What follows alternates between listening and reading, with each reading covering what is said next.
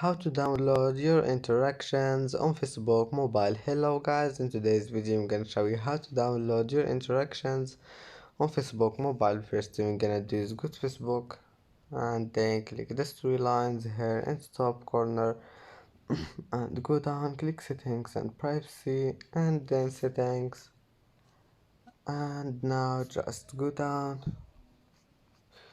until you find this one, download your information, and then click the select all, and now go down and select this one, your interactions on Facebook mobile, and on Facebook, and then click create file. After you click on it, just wait and it will be created. And that's it for today's video. If you like this video, please don't forget like and subscribe, and see you in the next video.